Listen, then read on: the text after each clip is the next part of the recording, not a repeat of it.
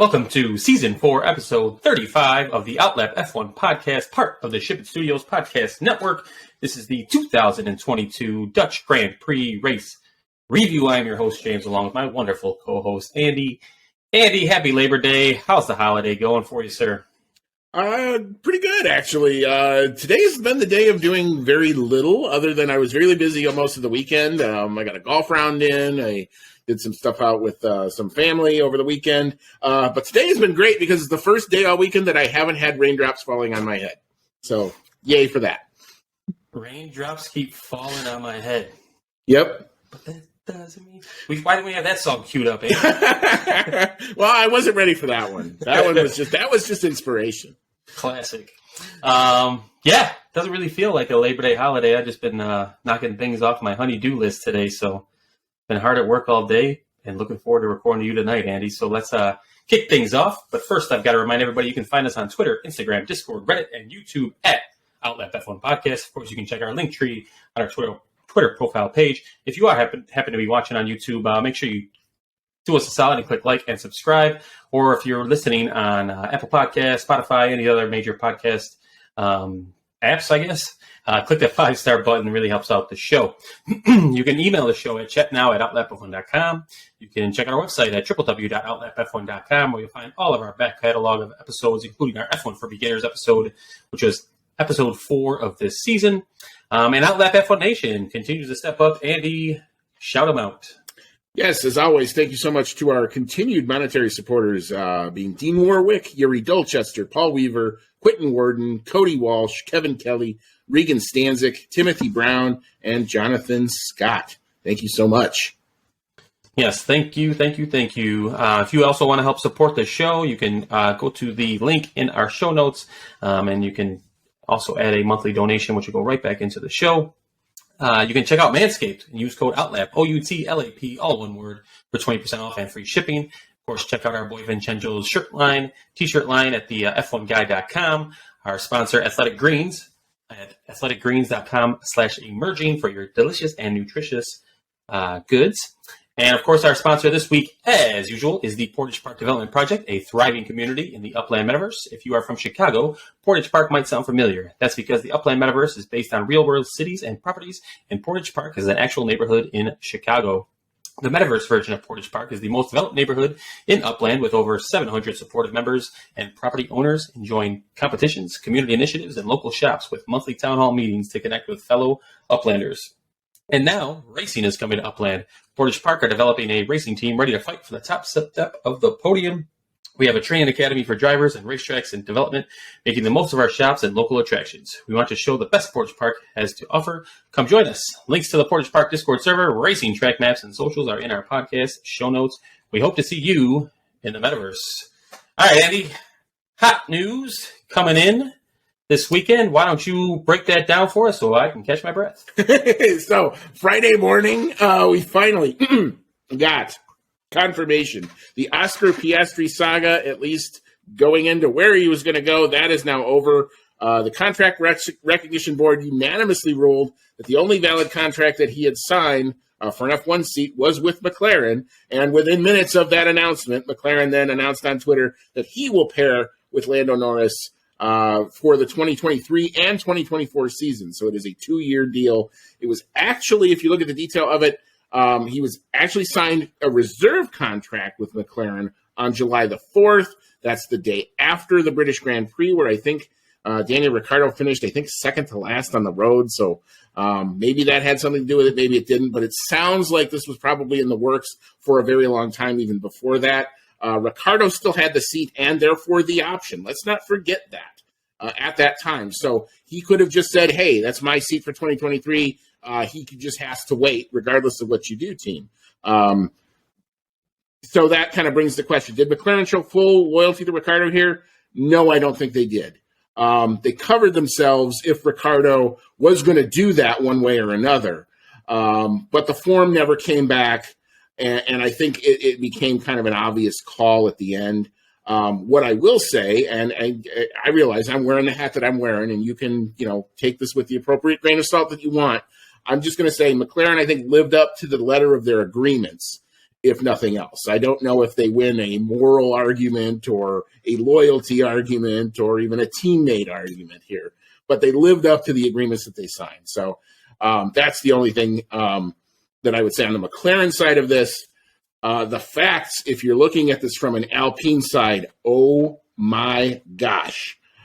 This is a pure own goal, scored with nobody on there, because they let him go, don't get anything from it, have to pay all the legal fees for the hearings and everything, and none of it had to happen.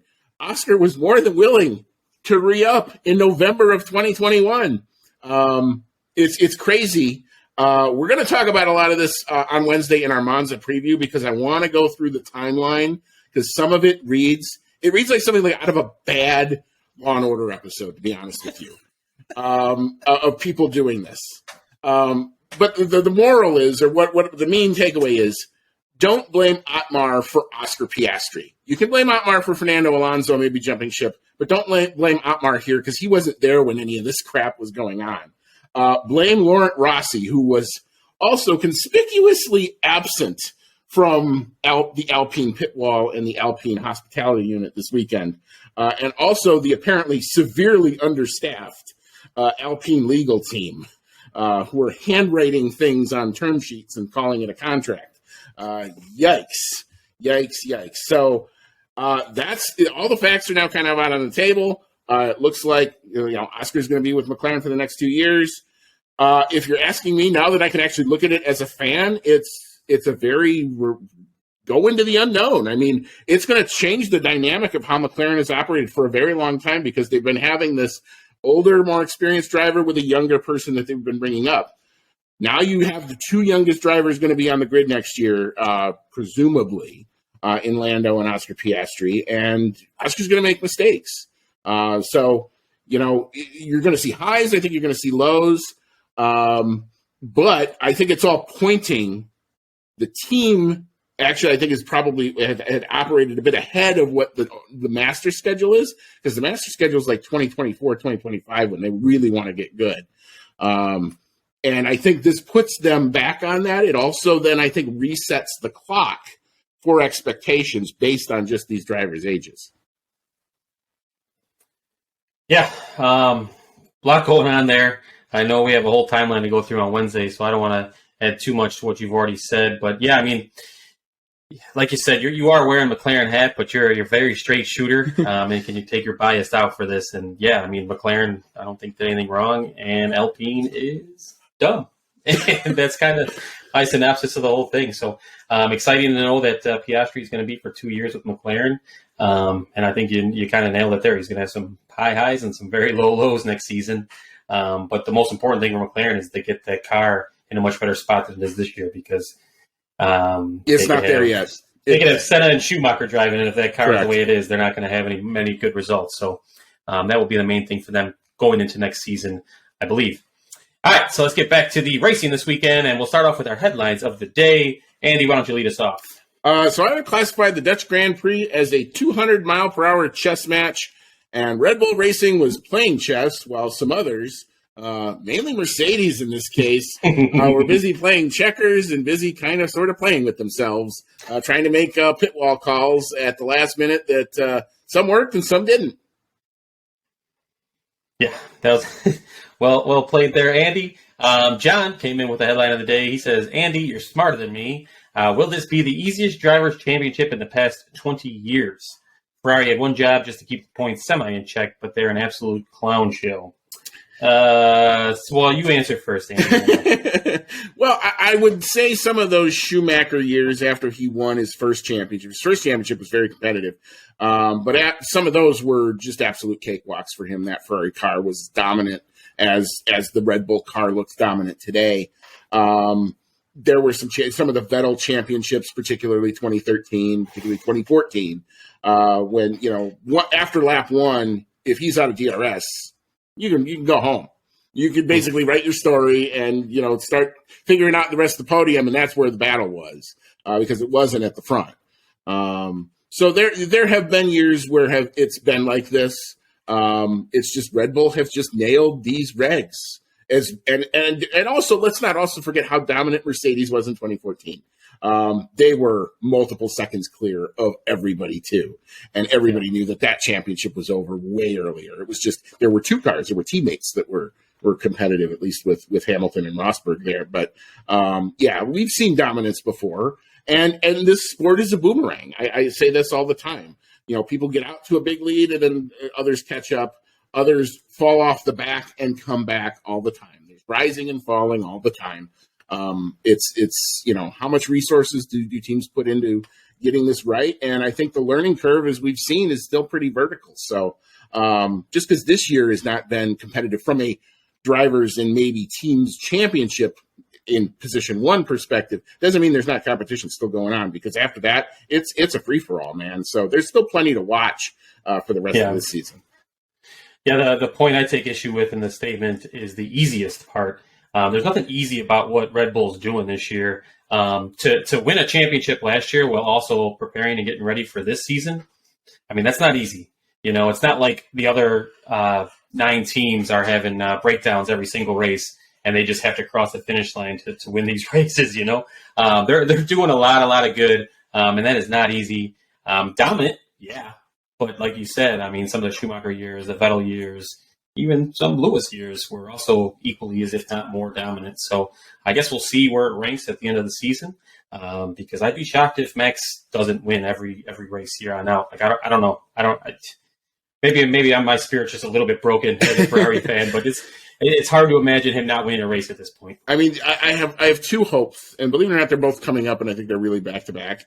One would be Monza, just because Ferrari Nation with Charles Leclerc, who has won there in the past, might be able to get that half a second, home race advantage and see what they can do there. The other one I think is going to be Singapore, because just with the extreme temperatures, always throws a monkey wrench into something. There could be reliability issues there. And maybe the penultimate race of the year, Brazil, just because that's almost a home race for Lewis, where, those track characteristics may suit the Mercedes car. So we're going to see. But it's Max is the favorite going into all of these races until somebody proves that he's not. Yeah. All right. So let's go into your qualifying recap. Andy, take it away. 1 second here. All right. So we had our lovely qualifying session on Saturday, and it was not raining. It was very dry. In fact, there wasn't a cloud in the sky. So thank you very much, Weather App. So going out in P20 was the Williams of Nicholas Latifi. P19 was Sebastian Vettel. P18, Kevin Magnussen. P17, Daniel Ricciardo. P16 was Valtteri Bottas. And that ended Q1. Advancing through, but going no farther in Q2. And P15 was Alex Albon in the Williams. P14 was Zhou Guanyu. P13, Fernando Alonso. P12, Esteban Ocon. P11, Pierre Gasly. The top 10 from 10 to 1 in the Q3 shootout in P10 was Lance Stroll. P9 was Yuki Tsunoda. P8, Mick Schumacher. P7 was Lando Norris. P6, George Russell. P5, Sergio Checo Perez. P4 was Lewis Hamilton. P3 was Carlos Sainz. P2 was Charles Leclerc. And with a lap time of 1:10.342 seconds, was the number 1 car of Max Verstappen. All right, thank you, Andy. First thing of note there, Nicholas Latifi, like 1 point, almost 2 seconds behind Albon in Q1. Like, doesn't bode well for him holding on to that seat. Yeah. And I know I think after we talk about the race, there was some news from this weekend, but that involves drivers for AlphaTauri and Alpine, but not for Williams. I haven't heard too many things about Williams, but yeah, it's how the hell do you hold on to a seat if you're Nicholas Latifi doing things like that? But what else you got from overall qualifying takeaways? So I know, the fun part of this is usually piling on Daniel Ricciardo, but I would say he gets a bit of a pass here. I know he gets out in Q1, but he was the victim of the Vettel spin-off on his final attempt. He spun off right in front of him. The track got, all the dirt and grime came right in front of his path, and that's where he lost it, because he'd actually set fairly competitive first 2 sectors. So he at least would have probably gotten into Q2, if not for that. Other qualifying highlights. The Alpines not making Q3, that was a bit of a shocker given their relative pace, given their race pace as it turned out. So that was shocking in one way. Good jobs for Lance Stroll, Yuki Tsunoda, and Mick Schumacher, all making the Q3 shootout. With some good laps, well set and timely stuff. But at the end of the day, Leclerc gave it a run, man, and this is not a big delta, but Max pips it at the very end. Just pipped it at the very end. Yeah, I thought Leclerc was gonna pull this one through, and then Max just reminded everybody that he's still there. He's still really, really good. And even though the Red Bull had struggled, even though Friday was not a good day for him, new gear, new transmission issues, and not getting all the runs in that he would have wanted. Whatever they did to the car, they fixed it Saturday morning because it was good enough to take the pole. Yeah, and actually, about to bring up Checo, and I think I realized I didn't even say my headline. We kind of just talked about John's for a little bit, but my headline was actually, does Checo suck now? And yeah, I mean, he qualifies here in fifth, well behind Max Verstappen's pace, probably about 7/10, give or take. So just not getting it done for Red Bull, and then within the race either, which we'll get into in a little bit. But yeah, quick shout out to Lance Stroll. Notoriously talk a lot of shit about him in qualifying, but great day for him. And Mick Schumacher to finish in eighth there. So some surprising drives on Saturday. For sure. All right, so let's go ahead and move into the actual race on Sunday. For that, we will start off with the back markers. DNFs, we had Yuki Tsunoda and Valtteri Bottas. No conspiracies to talk about there. Nicholas Latifi in 18th, Daniel Ricciardo in 17th, Zhou Guanyu in 16th, K-Mag in 15th, Sebastian Vettel 14th, and Mick Schumacher went a little backwards. They're starting in 8th to finish in 13th place. So real quick, we'll touch on Yuki Tsunoda. Kind of a weird chain of events there.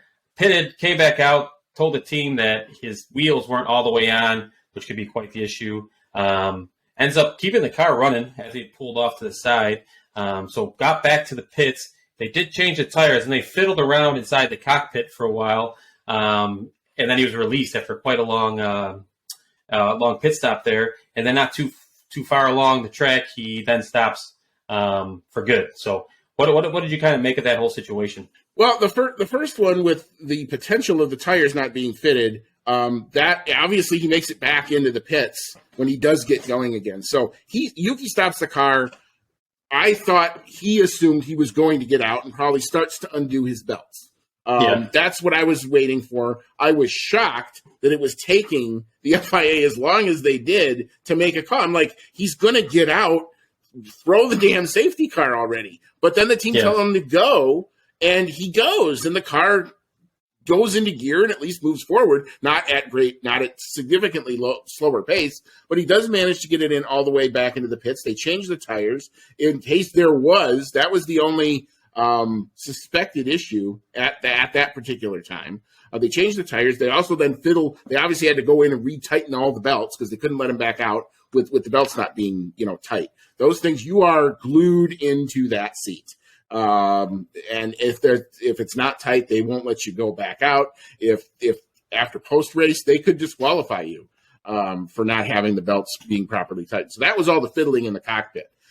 He goes back out. Then the team realized, well, it obviously isn't the tires because whatever was happening before is continuing to happen.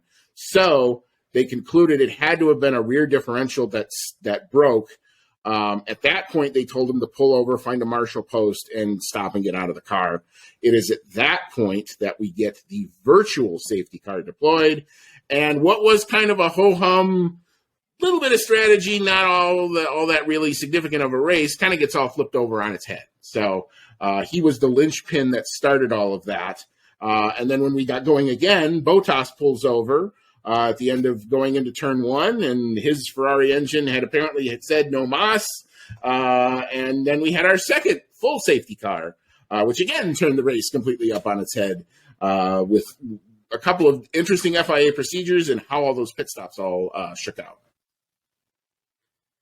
Yeah, I was wondering if anything was going to come out after the race things or the day after the race things about either Yuki Tsunoda's or Bottas's side of the situation. But as I mentioned, I was very busy today. And also, Twitter's a fucking cesspool, so I was avoiding it. So it sounds like nothing else broke from those. I am a little bit surprised with all the sensors and things that are in the cars that there isn't anything like on the seatbelts that would have like alerted the FIA that his seatbelt was either loosened or undone or something like that.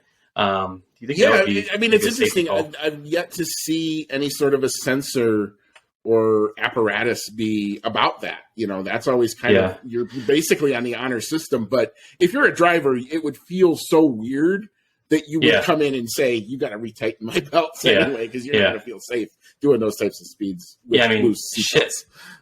But the second I unbuckle my car, it starts fucking freaking out that my belt's unbuckled if I'm driving. It's like, I'm pretty sure they can figure that out too. All right. Back markers, Latifi finished, the last of the finishers. No surprise there. Do you even want to touch on Ricciardo's day? Not a great qualifying, and then that. I mean, the bad qualifying was basically where his race weekend ended. The car showed some latent pace. I actually had the timing screens up because positive. Here's one positive thing that F1 Productions has done. The good timing that used to just be on your iPad is now actually on the website. So you can actually get all of the mini sectors and all the cool stuff that's on your main device. So I was having it as part of a split screen thing, so I was able to watch. So his car had some decent pace at times, but it comes down to, unless you're almost a second clear of the car in front, even with the one DRS zone, even with the extended all the way back to the middle of turn 14, it just wasn't enough. So his race weekend ended on Saturday. So that's where I'll leave it there. Kind of disappointed. Kevin Magnussen had, started, does look like a bit of a recovery drive, but he hit the wall early in turn 2, was able to keep going. A bit of bad luck, I think, for Mick Schumacher, obviously starting 8th and then finishing 13th.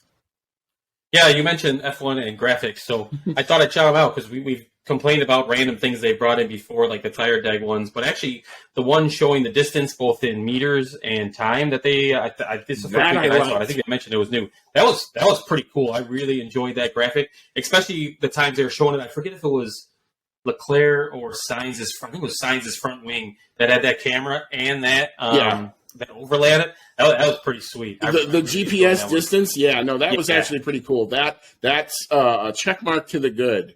I want more of that. It was switched between time and distance. I was like, I wish you just show me them both at the same time. I want them both. I want them all.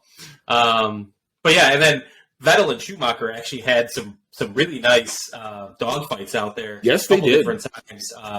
Very gentleman-like. They are like a master and Padawan type relationship there. But I really enjoyed some of the wheel-to-wheel racing between those two this weekend for sure.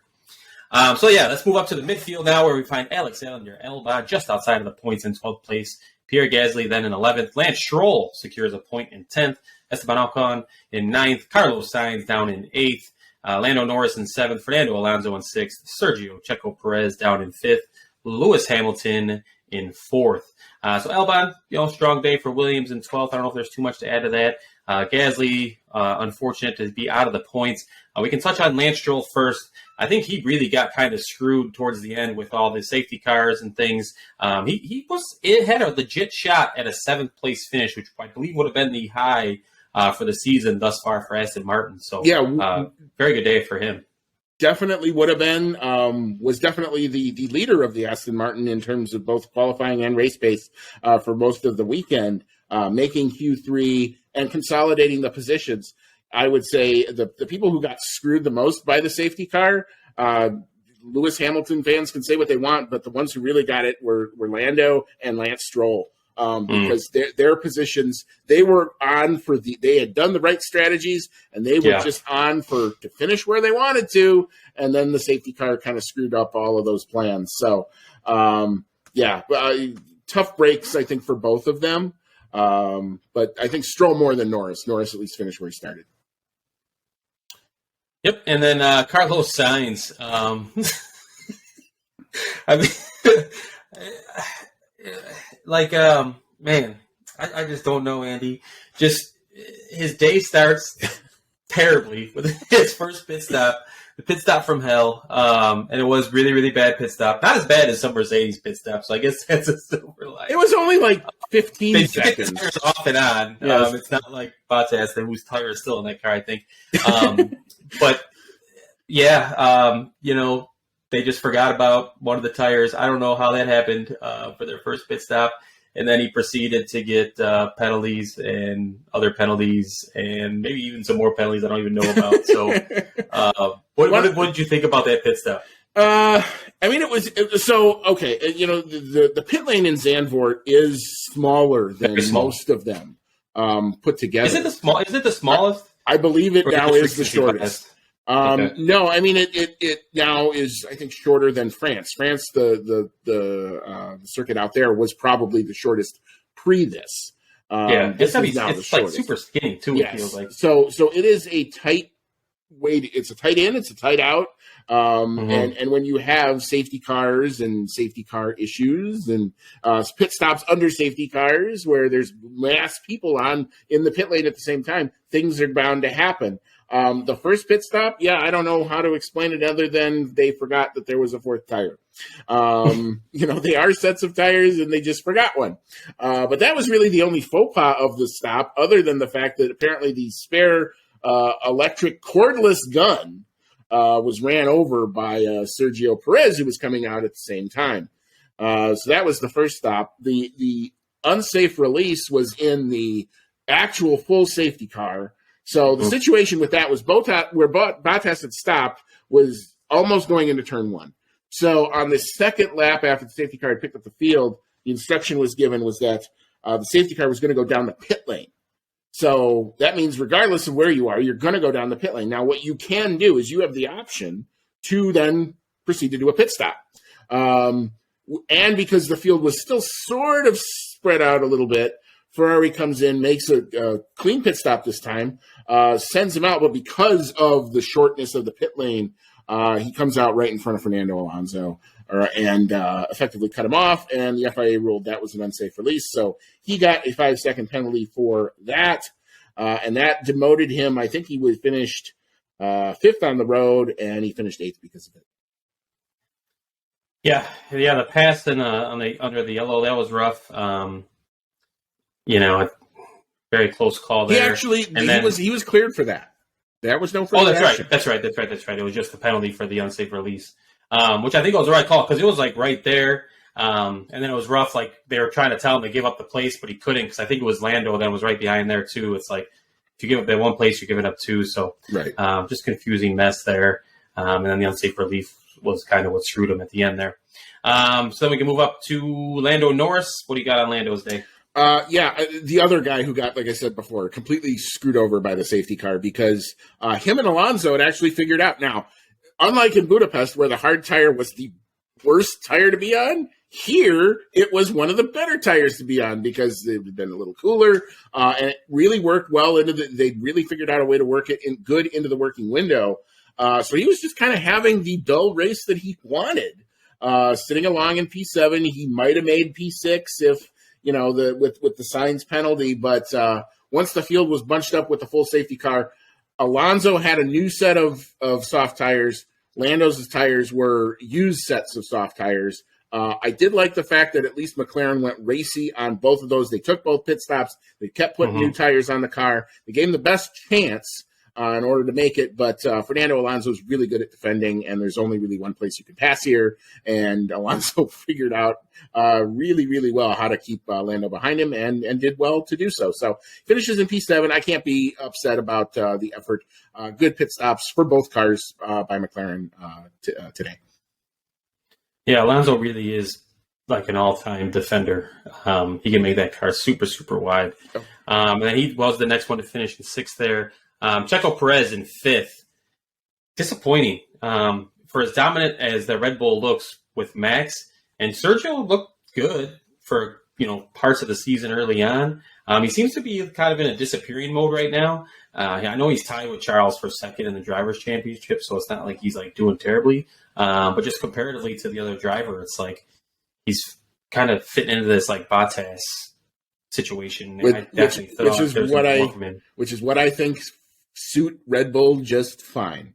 Yeah. That's exactly kind of what they want right now. Unfortunately, I don't think he's got a legit shot at a world championship. For him, and I know he's re-upped with Red Bull, and it's the best chance he's going to have to be in a competitive car. He's being in the best car. He's in the Bottas seat, basically. Now, the question will be with him is next year, can he try to get off the line and try to really compete with his teammates? Because if he can't, they're just going to keep doing this same act again and again and again until they have reason to change it. Yeah, and that's like the difference, I think, right now between Checo and Bottas is like Bottas was like a solid second or third place and would be there to help Lewis and like help defend for him. Like if the Mercedes, if the Ferrari wasn't so inept and if the Mercedes wasn't so much slower than the Red Bull, like then they could have tried different things, or when they did try different things, it would have been more threatening to Red Bull. Thankfully, they're so much faster right now that it doesn't really matter. Max can fight off 3-4 other guys all alone. But, if one of these other teams takes a bigger step forward in the offseason, they're going to need Checo to be up there towards the front more often to kind of open up some strategy options for Hannah and the team there at Red Bull. Yeah, his first 5 races are crucial next year, for sure. Yeah. And then Lewis Hamilton in 4th place. Once again, screws up a restart. Sounds like he was in the wrong mode or something, huh, Andy? Well, definitely the wrong tire. I would definitely say for sure he was probably on the wrong tire. Might have been in the wrong engine mode. I'm shocked that nobody watched apparently the F2 race, because the F2 race showed you what to do and showed you what not to do in terms of the restart. The to do, watch Felipe Drugovich and watch what he did on his restart, where he started it the second he could put the power down, he put the power down and was gone. Versus the other guy, I think it was Liam Lawson in F2, who tried I'm going to creep up to the line, keep the pack really, and try to blitz them.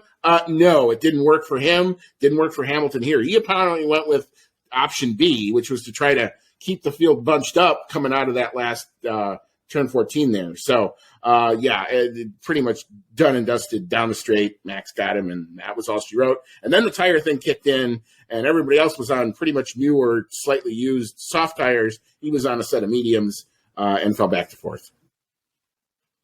Yeah, and I did see it reported by a couple different people that he was actually in the wrong engine mode, coming out of the restart.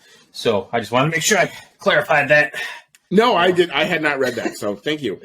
You got me on that one. Yeah, I just enjoy it more for some reason. But yeah, even if he was in the right engine mode, that was the wrong time to go, I think. And Max was all over his ass like instantly, and there was just no chance whatsoever. No, the only chance you would have had, I mean, forget the engine mode thing, was he would have had to go at the very beginning of turn 14, right when you could have gone. That was the winning move. And again, it was evidenced very, very clearly by what happened in the F2 race just a few hours earlier. Yeah. All right, so now we can move up to the podium positions. That's where we find Charles Leclerc in 3rd, George Russell in 2nd place, and Max Verstappen all alone at the top. So Charles Leclerc finishing in 3rd, started the day in 2nd. I just need to mentally prepare myself to just be happy with any podium the rest of the way for either Ferrari driver. So, you know what, I'm happy for a 3rd place. We could have had a pole position like we already talked about. Ferrari didn't go out of their way to screw him this week. That was Carlos Sainz's turn for all that fun. So overall, I'll take the 3rd place. Yeah, I mean, his side of the garage, I think, was fairly solid. If Russell doesn't get if the full safety car never happens, I don't know that Russell is finishing in P2 necessarily at that point. They could have maybe flip-flopped around, which would have definitely helped my one prediction. I was so close to nailing that podium, but had the right people, just in the wrong order. But I mean, and for George, I thought, he was on the right tire. He made the call and corrected his team on what tire to be on at the right time, and it definitely showed. Clean move on Hamilton for P2 there. So I thought that was important. Close. Yeah, and a hell of a move, too, because I mean, if he waits another quarter or 10th of a second, he's in the back of him, and we're talking about a whole other end of this race in epic proportions. So, but again, another top 2 finish for George Russell. So if Ferrari's not going to be there, Mercedes are going to be there to fall on it. They may not have the wherewithal to catch Max, but at least they're there. And from where they started to where they are now, it's still progress. It's not race-winning progress, but it's still progress, and you can see it. Yeah, Russell now with a 30-point advantage on Lewis Hamilton and only like 13 points back from second place. So Russell just Mr. Consistent all season long. Definitely looks to belong there at Mercedes. I'm sure the Lewis Army will be turning their attention on George, and he's going to pick up a lot of non-fans, should we say, if he continues to stay ahead of Lewis here. And then we can talk about Max Verstappen, the champion today, or yesterday now. Last year's champion. Looks like this year's champion. My tweet. He had to work for it. True. At least he earned it. At least this one he actually had to earn it. It wasn't the dominance of last week. But I continue to say this, and it's simply a standard set. Here's where the level is. Come and find me. Come and race me on this level. And nobody else seems to do it. And therefore, for the most part, for at least the Drivers' Championship, it's basically game over. And I hate to say that with as many rounds left as we have to go, but nobody else wants to be there or be there long enough. Everybody can kind of get in there at times. Leclerc can do it. Russell can get close. Lewis can get close. Every now and again, Checo will decide if he wants to race his teammate, but he hasn't been able to do that for a long time. So, I mean, there are competitors there. It's just not consistent, not fast enough right now. Yeah, he is on another level, in another class, however you want to say it. He's kicking ass right now. All right, so that's our race breakdown. We're going to take a quick break, come back, talk driver, constructor standings, a little bit of news that came out during the week, our fan emails, and then awards and predictions. So come on back for all of that. Welcome back to Season 4, Episode 35 of the Outlap F1 Podcast, part of the Ship It Studios Podcast Network. This is the 2022 Dutch Grand Prix race review. I am your host, James, along with my wonderful co-host, Andy. We are done breaking down qualifying. We are done breaking down the race. Now we move into the driver's standings, and we have Max Verstappen all alone at the top with 310 points. Tied for second, you have Charles Leclerc and Sergio Perez, 109 points back with 201 apiece. We have George Russell then in fourth place with a healthy 188. Carlos Sainz in fifth with 175. Lewis Hamilton back in sixth with 158 points. All the way down in seventh is 82 points. Lando Norris, so quite a ways back. And then Esteban Ocon, 66 points in eighth. Fernando Alonso, 59 in ninth. And Valtteri Bottas, 46 points to take 10th place. Andy, run through the constructors for me. Yeah, the constructors are pretty much the same story as the drivers. Red Bull Racing Powertrains, way out in front on 511 points. In second place comes Ferrari on 376. 30 points clear of Mercedes in P3 on 346. Alpine checks in at P4 with 125, 24 points in front of McLaren Mercedes on 101. In sixth place is Alfa Romeo Ferrari on 51. Seventh is Haas on 34. Eighth is AlphaTauri on 29. Ninth is Aston Martin, only 4 points back of them. And in 10th place with 4 points now, they didn't get any more today, but they still have 4 points. That is Williams. All right, a couple post-race news items. Reporting has emerged that agreement has been reached amongst the teams to provide for a super license for American Colton Herta. This would lead to Pierre Gasly heading from AlphaTauri to Alpine and Herta filling in for the then vacated AlphaTauri seat, potentially putting him in a position to eventually join the full Red Bull Racing team. No announcement on either Gasly or Herta has been made yet, but something is expected to drop as early as next weekend. Whoa.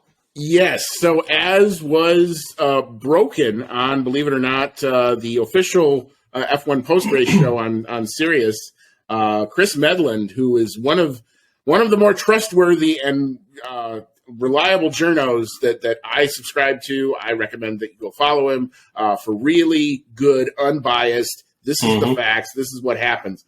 He was having an interview live on the air with everybody's favorite guy at Red Bull, Dr. Helmut Marko, who seemed to insinuate that an agreement had been reached. Now, it is coming from the mouth of Dr. Helmut Marko, so you can take this with the appropriate grains of salt, but Racing News has reported it. Racer Magazine has reported it. It seems like whatever the stumbling block was, potentially Gunther Steiner and Franz Tost, or not Franz Tost, but the head of Alfa Romeo. It's driving me crazy, but I'll think of that name in a minute.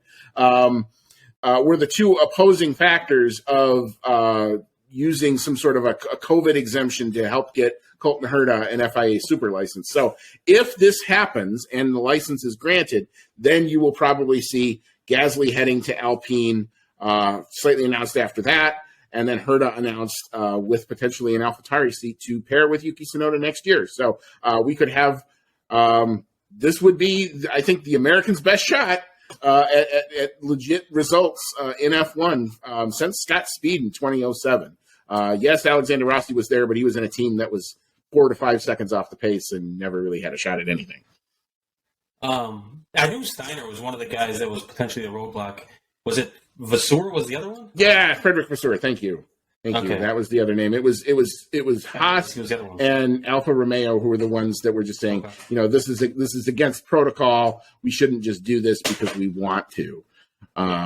So with obviously the Andretti news being pretty much on holding pattern, and Domenicali, I know, went on.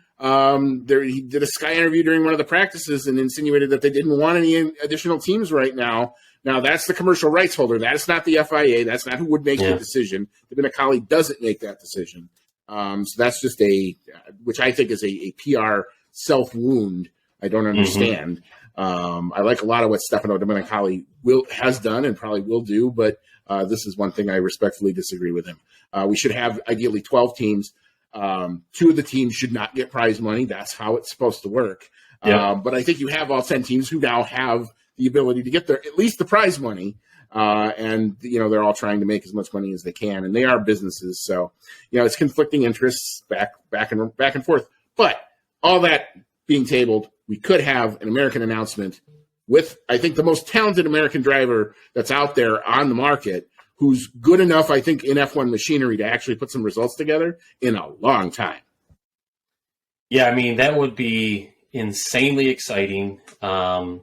And to give us a driver for all these emerging American fans to truly get behind could be really, really exciting. And AlphaTauri, like you said, I mean, they're not, the top of the table, but they're not, they can get up there and have some good results as we've seen. Perfect world, it would have been great to announce this at the USGP, but we're still probably a month and a half away, right? Yeah. Late October. So we'll probably get it before then, but it'll still be awesome. Now I really can't wait for next year's USGP if this is the case. Hopefully we can get some good coordination going. We can have red, white, and blue flares going. That could be pretty badass. Alternating. The problem is we'll all be in different sections. Yeah. So the way that it works with the ticketing over there. So it would be super interesting to see, because I mean, when you go to the USGP now, it's you see probably majority Ferrari with a lot of Red Bull, a lot of Mercedes in there, and then sprint beans probably McLaren, whatever. But it's a nice kind of mixture. But how much AlphaTauri would we see, you think, next year? If Colton Herta is the U.S. driver there, pretty overwhelming. It wouldn't be Haas Hill; it'd be Herta's Hill. Yeah. I guarantee you, they would rename it in a heartbeat, and get behind it really, really quickly. And to have, if he can actually put some results together and can be in the points more often than he's not, that you want to talk about the spark of the DTS wave that we've seen in this country. They would now have somebody to really get behind and. Eventually Sergio Perez is going to retire. There could be a path for Colton Herta to be sitting alongside Max Verstappen in a Red Bull if this goes through. So that's the exciting part. Yeah, that'd be crazy. The only part that makes me nervous is he is going into the Red Bull family, and we've talked about the pressure environment that comes with. Colton's from California. He's extremely laid back. He's pretty much, I'm going to put it out here, and if I crash, I crash it. If not, I'll be disappointed for a day, and then I'll get used to it or get over it. The only thing I worry about is Red Bull doing what sometimes they've done to drivers, which is get them, use them, chew them up, and spit them out. And that would be the opposite in the tragedy, because that then would tell other teams, don't go to the American markets for drivers. So there's a lot of good and pressure that would come with this. But I would love to watch it. I'll be all here for it. And I'll go buy myself a Herta hat and an AlphaTauri shirt, man. Sign me up. Hell yeah. All right, then AlphaTauri in the news again. Kind of an unfortunate update here. AlphaTauri has put out a statement today surrounding the supposed theory that the Tsunoda safety car was somehow intentionally caused. It is incredibly disheartening to read some of this is their quote. It is incredibly disheartening to read some of the language and comments directed at our team and towards Red Bull Racing's head of strategy, Hannah Schmitz. Such hateful behavior cannot be tolerated, and to entertain accusations of foul play is unacceptable, untrue, and completely disrespectful towards both Hannah and us. We have always competed independently, fairly, and with the highest levels of respect and sportsmanship. Yuki had a failure that the team didn't immediately detect, which caused him to stop on track. To suggest anything different is insulting and categorically incorrect. End quote. Now, as usual, I've avoided Twitter for the most part. But what? I mean, I'm sure you've seen some of it. What? Oh, I didn't realize that people were specifically going after Hannah Schmitz here. What did I miss? Well, there's a couple different angles. One is the feeling, the predominant feeling that, in spite of the fact that he had a 90-plus point lead in the championship, constructors that is not anywhere close, that apparently Helmut Marko, wearing a Darth Vader hat, breathing heavily into a microphone, goes, execute Order 22. And therefore caused Yuki Tsunoda's rear differential to break, him stop on the track to cause a safety car to enable Max Verstappen to win his home race, the Dutch Grand Prix, as if he needed the help in which to do that. The worst result he was going to get was a P3, and that's if everything went wrong for him. But he was in the fastest car. I don't know where this came out of, other than the fact that AlphaTauri is related to Red Bull, and they share drivers and some technical data. They obviously don't share enough technical data, because it's not like you're seeing Red Bull, AlphaTauri. Because that would be the case. Maybe then that has some merit. Yeah. But I'm all for looking for weird conspiracy theories, and I've seen the 2007, ING, the Renault thing get brought up. That happened at an earlier part of the championship when it was still really competitive. If this is true, Red Bull gets kicked out of the championship, AlphaTauri gets kicked out of the championship, Max Verstappen gets kicked out of the World Championship. There's no reason for any of those parties, given where the points are, to do this. And the criticizing of Hannah Schmitz because she happens to be the strategist on Red Bull, who, by the way, got the strategy call right. Let's give her credit for that. And has been for most of the season. Exactly. Is just completely unfounded, as though she is some mastermind. And again, maybe she's going, execute Order 22. On the radio. That it doesn't exist. You have, there's enough fans out there who I know love to do nothing but scour F1 TV and look for Fun Team Radio. I haven't seen any Fun Team Radio about this. It didn't happen. Mm-hmm. The fact that the F1 team had to make a statement about it just proves how ludicrous the thinking sometimes out there gets. Yuck. Twitter really is a cesspool, Andy. It's unfortunate. It kind of ruins just the experience sometimes, and it's just like I've just gotten better at just removing myself from it, because it's frustrating. Well, when it's part of what we do, and I enjoy a lot of the interactions on Twitter. I love the qualifying live tweets that we do, and the interaction of explaining things to fans, and hopefully making fans more informed and better, and passing news along. I like to do that. Yeah. But when you see some of these other just vile things, and it doesn't seem to matter on what side of the equation you're on anymore. That get hurled about, and everybody falls into these roles of you're this or you're that or whatever. It's just it's so sad. And we're all here to watch the same thing and enjoy a race. And this race was actually more entertaining than we probably deserved because of that safety car. And my driver was the one that got probably screwed over the most by the damn thing. Because Lando would have easily cleared both of the Alpines. He was multiple seconds up and would have probably running home on it. But there's no way this was intentional. It just doesn't exist. I'm gonna use. I will end this by using my favorite term from Ferrari: stop inventing. Well put. All right, let's go ahead and move into our fan emails segment.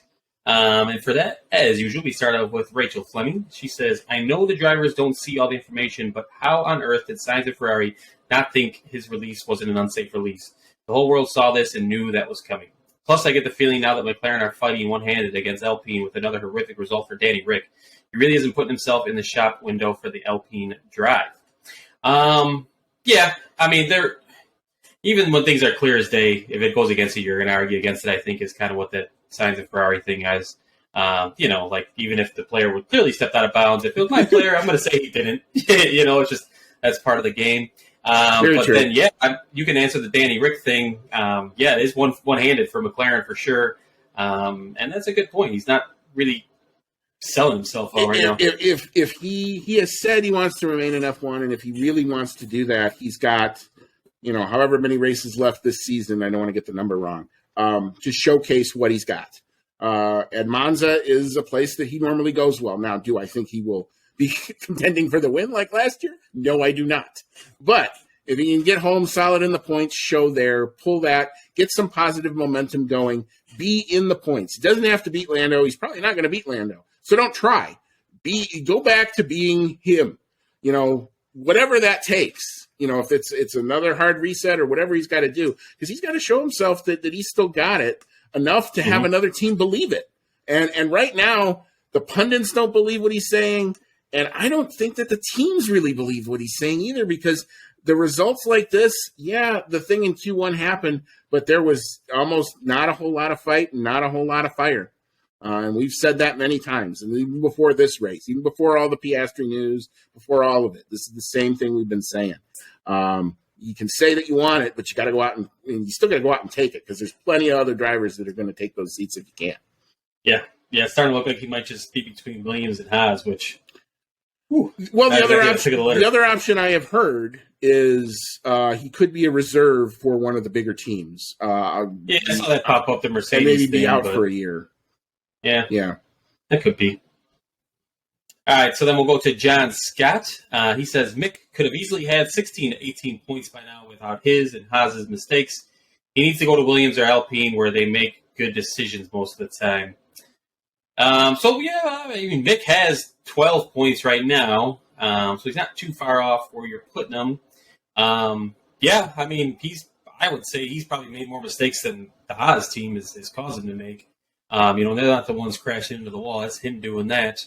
And then Williams or Alpine, do they make the right decisions most of the time, or do we just not notice because we're not back? Yeah, we notice Williams when they're good, and pretty much when they're not, we kind of gloss over them. Let's be honest. And with Haas, we've talked about this a couple of times. Was that at some point they could not be an under the radar team anymore either. That they were going to be more scrutinized with the kind of the strategy calls and stuff that they make. And sometimes maybe they made a bad one here, but I don't think I've seen, Mick many times bitching about or moaning and groaning about strategy decisions or tire allocations or stuff like that.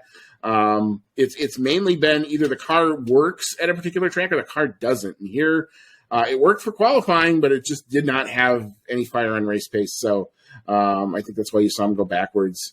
He may have had a strategy call that went against him in this race. I honestly don't know where that was, but I think it's more the driver than the team. But the team can be scrutinized. I'd agree with that if that's true. Yeah. I just don't. I agree. Haas makes mistakes, but I just don't think Mick is all that as of right now. All right, moving on to Eric. More of a general question than a race-specific one. But do you think Otmar is the issue at Alpine with the Piastri debacle and Fernando deciding to leave because Otmar reportedly did not kiss the ring? No, I love Otmar. I disagree. Like you already said well about Piastri. That's not on Otmar at all. And the Fernando thing, it's like, He shouldn't have to kiss the ring. Like, that is, a guy yeah, that's old as shit. Like, come on. I mean, that is Fernando's ego, and it has not gone away. You know, he can brush it, he can suppress it. It's like the bad demon that lives in the back of your head. You know, you can try to suppress it, keep it down, but at some point something's going to trigger it. And either what was Daddy Stroll said the right thing that cued that up. And, oh, yeah, you know, they're not really giving me a whole lot of respect over here at Alpine. I'm the 2-time world champion, and I'm feeling myself this year. So, you know, maybe I'll go jump ship. And then when he didn't get the lovely response that he probably was expecting from Alpine, he probably just said, fuck it, I'll go. And that's probably what happened. But as we said when we talked about the news, you can't blame Otmar for anything with the Oscar Piastri decision. Those were decisions that were made back last November that screwed all that up.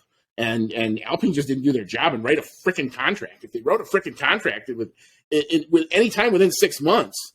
And the other part of it is I want to know what legal issues are dogging the Alpine legal department on a daily basis. Who are they getting sued by, or who are they dragging in themselves into court with about what? That would keep them from handling what was clearly, from an F1 perspective, a high priority. Yeah, I'd say for me, to unlock my demon in the back of my head, it's usually Jameson. That's what will unlock mine. Fernando, it's just sweet talk. All right, so the Formula emailed in and said the VSC and safety car really spiced up the spectacle today. My bullet points. 1, Twitter. It's time to give George his props when he finished ahead of Lewis, as opposed to blaming the team every time the kid can drive. 2, Ferrari's 2022 season would make an excellent racing comedy movie. Let's start with John C. Reilly as Mattia Binotto and see where it goes. Number 3, Nico lied through his teeth saying he was rooting for Lewis. Probably my favorite fan email this week. I completely agree. George can drive, and people need to stop blaming him for being better than Lewis this year. Good call on Ferrari. John C. Reilly, of course, brother Rice graduate, much like myself and Andy, so good call there. And he probably would make a really good Mattia Binotto. He's got the hair for it. He definitely has the hair for it. Yeah, and then Nico saying he was rooting for Lewis. I mean, did anybody in the world believe him? No. Like there are some truisms that, like, I give Nico props for truly trying to be professional, but like you had to think, like, he wasn't on camera when he said it, and I wanted to have seen the facial expression. Just to be suppressing it, like he had to put it probably all the way down to his feet to say, I'm going to root for Lewis in this situation. There's no way he roots for Lewis in that situation. Honestly, if they were showing Nico, I don't think we would have seen much. There's way too much Botox for him to have facial expressions, baby. His skin is too smooth. That is very true. About some fishing. There's something fishy going on there. All right. Final email from the East Coast Sharks fan. Please tell me you thought the Yuki Red Bull Racing / AlphaTauri thing was fishy there towards the end. Lots of weird stuff going on there. Makes me speculate that it may have been done to help Max. We've covered this. I guess I could. I don't know. I guess I can see why people may think that because they're upset about something. But I mean, it just wouldn't make any sense. That the risk versus reward there is so far off. It's like all risk and essentially no reward. Right. That is necessary there. So apparently then Red Bull has no faith in their number one driver if they think they have to do this to secure that. At this stage in the championship with a 90-plus point lead. That's the thing I can't get past. He didn't have to do it. Like, they could Max could park the car tomorrow and come back at Coda and still win the championship. That's how bad this is. Not happening. All right, let's go ahead and roll into our weekly awards. And for that, we do start off with rubbish as usual. And I will give it to you first, Andy. All right, I was already worked up, and then this is usually the part of the show that I get worked up anyway. So I guess we'll just go with it. So I have multiple winners here. Number one, to the idiots who think, even though they were banned, that it's a good idea to bring flares into an F1 circuit. This has got to stop. It's got to stop in MotoGP. It's got to stop in any other form of racing where this stuff is going on. It's just got to stop. They do nothing but damage and create problems. They affect other people's experiences negatively. Unless you like being doused in a thing of orange smoke, I can't imagine where the positive is coming from this. So just let it go. And if I saw some rumors that maybe one of them threw a flare at potentially Lewis Hamilton, well, that MFer ought to get thrown out, banned, and never be able to come into a racing circuit again. Full stop. That's done. Anybody else who thought it was a good idea to throw a misogynistic or a racist comment at a fellow fan, also to the bin with ye as well. I saw some more reports about that. It happens on both sides of the equation, so it's not just one fan base that's doing it, but it's got no place in my F1. So get the heck out with that. And finally, to the asshat who thought it was funny to put on an official F1 graphic to define Ricciardo as, quote, struggling again. It may be for the fans to make that determination, but you're a professional. You do your job, and you just put the graphic up there. You don't get to commentate that way. Head on a roll for that one, too. Yeah, a couple comments on your rubbish. It's like, I don't understand how that many people can get in through security with that many flares. Like, they don't check bags. I mean, it's that simple. They don't do it well. No. I've even the venues I've gone to where they've checked bags, it's never been really, really, really thorough. Because you have that many people, and it would just take longer. But it's like that crazy of the security guy that's like not peppered. That's just every F1 entrance into a race. That's crazy. Two, I think if they found the person and could prove that he was actually throwing a flare at any race driver, that should be attempted manslaughter, and he should get locked up because that could be really, really bad. And then, I actually just saw a video before we started recording that my brother sent me of one of the people that threw the canister onto the track. I think it's the one that rolled over towards the pit lane. Yeah. Wearing like the track security and like earpiece and everything. Yeah, like, if that's the case, that's another guy who's going to get his ass banned from ever working anything ever like that. Yeah. I mean, how stupid. And then he looked with this shit-eating grin on his face like he had done something positive. I'm like, dude, what the fuck are you doing? And the guy even said, called him a dick, actually, is the direct translation. So, we got to get a handle on this. Crazy. The venue's got to get a handle on it, and they just have to commit to security procedures until these fans get it right. And I watched MotoGP. I saw a whole section covered in red smoke. So it is not just the Verstappen fans that do this. Yeah. I mean, Valentino Rossi used to have a section that would get deluged in yellow smoke. I even got the one time I went to a MotoGP race at Coda, I sat behind a Rossi guy who lit off one of them things, and it was terrible for the first 5 minutes. Like, I'm just trying to watch. I don't have a rooting interest here. I was really a MotoGP neutral. It's just, these things have got to go. They do no good. Yeah, I would be pissed if I was behind somebody that lit one of those off. But all right, for rubbish, for John wrote in saying Ferrari and the Orange Army's stupid ass smoke show. And I'm saying my rubbish award goes to the Max fans at the track and the Lewis fans on Twitter, because I think both of them are pretty awful at times. Yes, they can be. I'll leave that one there. Yeah, I don't. If you've been in the spheres of either, you probably know we don't need to go into the gory details of it, so we should leave it right there. Yeah. But you are all the same and bad for your own reasons. And I think it would do each of you well if you were to realize that and kind of think about things. But anyway, let's move on to analysis paralysis. John says Mercedes threw away a possible win or at least a double podium, which, good job being honest there. Andy, what do you got? I have co-winners for this one, too. Mercedes for the strategy of not somehow putting Lewis on the better, racier tire with the slower car, and Ferrari for forgetting that cars apparently have 4 tires. Allegedly. I'm right there with you.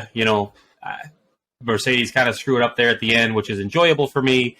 And then Ferrari, rewatching it, it looks like that guy, 2 different guys go to the front right with their tires, and it's like all the tires are marked. So did you just not check which tire you had? Do you normally have the front right? Did they change that at the last minute? I don't understand how you screw that up. You would think it's like the same 4 dudes are the same 4 tires. every fucking race. Unless this guy's new. I don't know. Maybe he won some sort of contest and got to be the tire carrier for the race or something. It's the only explanation I can think of because it was ridiculous. Dark horse of the day. John went with Hamilton. Honorable mention to AlphaTauri and Yuki since he likes to stir the pot a little. I don't know how Hamilton's the dark horse, but it's other than for making the race. I mean, the Yuki thing did make at least the race entertaining. It was not going to be a very honorable or memorable Dutch GP without it. So I'll give it for that. And then I have Lance Stroll actually. Without that last safety car, he could have finished in 7th place. But for 10th place, to get a point, I'll give him the dark horse. And then, Andy, who do you got? I'm giving this to Fernando Alonso, starting from P13 to finish P6 on a track that is difficult to overtake. With strategy, got lucky, but made it work. Used his unused set of soft tires. McLaren, remember that. When you have a set of unused soft tires, you better use them. Fernando Alonso, P6. Good job. Can't take them with you. Yep.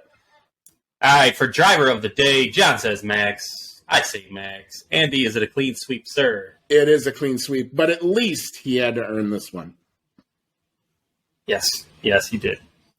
All right, to cover the prediction results, Andy with 4 points, Deanna with 3 points. I had 5 points again, and I tied with John, who also had 5. Andy, you had the pole sitter, P1 on the podium, fastest lap driver, and the P7 bonus pick. I had pole sitter, P1 and P3 podium, fastest lap driver, and P15 bonus pick. John had the pole sitter, the quali lap time, P1 podium, fastest lap time, prop bet. Deanna has 3 points. She had the pole sitter, P1 podium, and fastest lap driver. I don't want to get into conspiracies, Andy, but it sure is weird how John keeps winning the quali and fastest lap times. It seems like he wins them more often than not. Doesn't have his times in when we talk about the previews on Wednesday, so we might have to talk to him about that and start getting those in before the preview episode.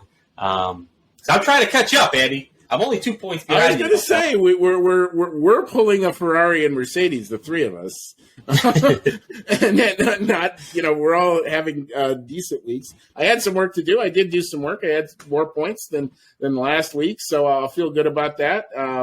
Me and Dee are really close. Now you're really close to me too. So yeah. I got to get my act together and keep it going because otherwise I'm going to get swallowed up by you guys. Yeah. I'm knocking Andy.